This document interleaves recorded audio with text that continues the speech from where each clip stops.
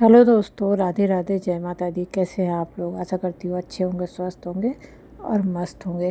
तो अभी हो रहा है सुबह का टाइम, लगभग सुबह का 8 बज रहा है और मुझे करना था अपना फ्रिज साफ़। बहुत दिनों से सोच रही थी कि फ्रिज साफ़ कर लूँ, लेकिन टाइम ही नहीं मिल रहा था। फाइनली आज टाइम मिल ही गया। आज मैं सो के जल्दी उठ गई थी क्योंकि मेरे बेटे को जाना था आज फिर से स्कूल।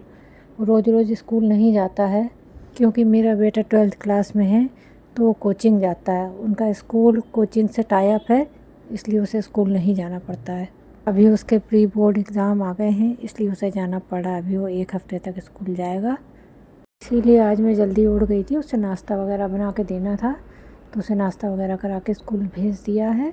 अब मैं फ्री हो गई हूँ। उसके जाने के बाद मेरे पास टाइम था, तो मैंने सोचा फ्रिज साफ़ कर ही लेती हूँ।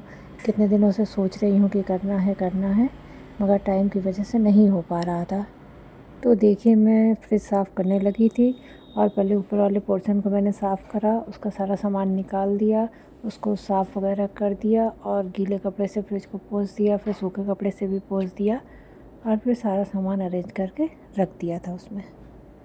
मैं फ्रीज़र में ज़्यादातर वो सामान रखती हूँ जो मुझे जल्दी जल्दी यूज़ नहीं करना होता है। कोई कोई दाल होती है जो मुझे जल्दी जल्दी यूज़ नहीं करनी है। मतलब बहुत सारी ऐसी चीज़ें होती हैं ना जो अपन को महीने में 1-2 बार ही लगती हैं और ख़राब होने का डर भी रहता है उनका। तो मैं डब्बे में भर के उनको फ्रीज़र में रख देती हूँ जिससे वो सेफ़ रहें। वो बहुत लॉन्ग टाइम तक चलती हैं फिर।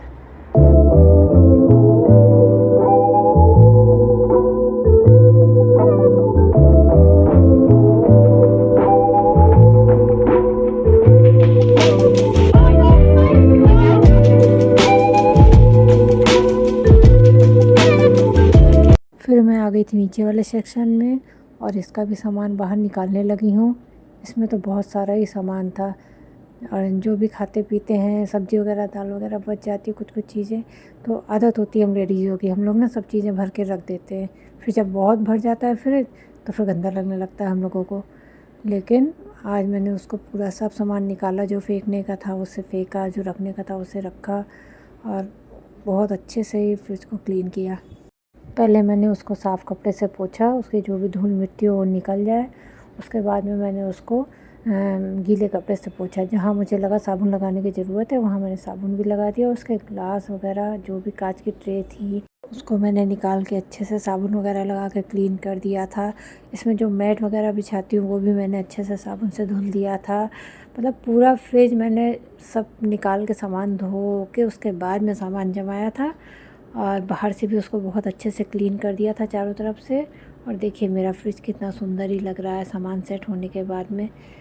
बिल्कुल लग रहा है ना नया जैसा।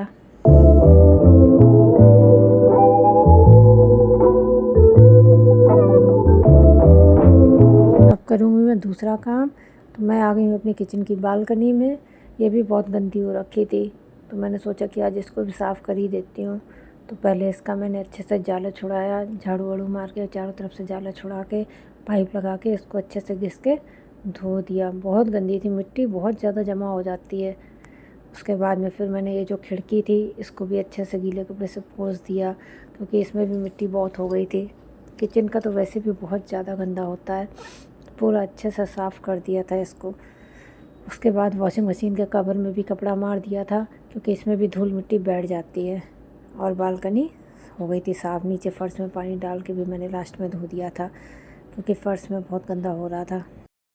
उसके बाद में फिर मैंने नहाया धोया, पूजा पाठ वगैरह करी, दोपहर का खाना वगैरह बनाया और थोड़ा देर आधे घंटे आराम करा। फिर मुझे याद आया कि मुझे प्रेस भी करनी है। मेरे बेटे की दूसरी वाली ड्रेस भी रह गई थी प्रेस करने की, उसका एग्ज़ाम चल रहा है अभी। तो मैंने कहा चलो प्रेस ही लगा लेती हूँ और कपड़े भी बहुत सारे इकट्ठे हो गए थे। तो प्रेस तो मुझे करना ही था। पहले डेली मैं प्रेस कर लेती थी, डेली धोती थी, डेली ही प्रेस कर लेती थी, लेकिन अभी टाइम नहीं हो रहा है। उतना टाइम मुझे मिल ही नहीं पा रहा है कि मैं डेली डेली प्रेस कर सकूँ। और देखिए सबसे ज़्यादा कपड़े मेरे ही इकट्ठे हुए हैं। मुझे बिल्कुल भी आदत नहीं है कि मैं बिना प्रेस के कपड़े पहनूँ। मैं या मेरे बच्चे, हम लोग ना बिना प्रेस के कपड़े नहीं पहन पाते। मुझे बड़ा अजीब सा लगता है। आदत ऐसी पड़ गई है कि डेली मुझे प्रेस करके कपड़े होना। अगर प्रेस नहीं है तो दूसरा पहन लूँगी, लेकिन प्रेस करके ही कपड़े चाहिए।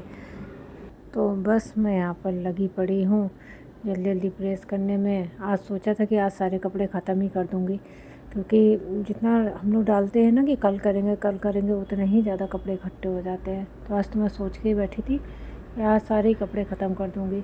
और होने लगा था शाम का समय, तो मेरी बेटी चाय भी बना के ले आई थी, तो मैं चाय भी पीती जा रही थी और कपड़े भी प्रेस करती जा रही थी। चाय के बगैर तो बिल्कुल भी हिम्मत रहती ही नहीं है, एनर्जी बीच बीच में चाहिए होती है। तो बस मैंने चाय पी, उसके बाद मैं सारे कपड़े प्रेस किए और देखिए लगभग मेरे सारे कपड़े प्रेस हो गए हैं।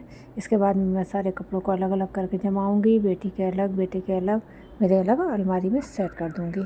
देखिए यहाँ पर रात का समय हो रहा है। प्रेस करने के बाद में मैंने शाम की आरती वगैरह करी, चाय वगैरह पी दोबारा। उसके बाद मैं लग गई हूँ रात का खाना बनाने। रात के खाने में बना रही थी भतुआ के पराठे। हम लोगों के भाई बड़े पसंद हैं भतुआ के पराठे, और हमारे क्या मुझे लगता है सबको ही पसंद होंगे। तो बस यहाँ पर भतुआ के पराठे और चटनी, मीठी चटनी, नमकीन चटनी और भतुआ के पराठे, यही आज हम लोग का डिनर है रात में। और ये मैं बनाती जा रही हूँ, बच्चे खाते जा रहे हैं। तो बस इसी के साथ मैं ब्लॉग को करूँगी एंड। ब्लॉग अच्छा लगा हो तो वीडियो को लाइक करें, शेयर करें, सब्सक्राइब करें और कमेंट भी करें। तब तक के लिए बाय बाय।